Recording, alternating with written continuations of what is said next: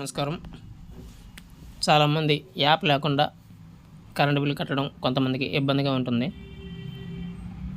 దానికి యాప్ కూడా ఉంది. ప్లే స్టోర్లోకి వెళ్ళి ఏపీఈబీడీసీఎల్ అని ప్రెస్ చేస్తే ఈస్టర్న్ పవర్ వస్తుంది చూడండి కింద. ఇది ఇన్స్టాల్ కొట్టుకోండి.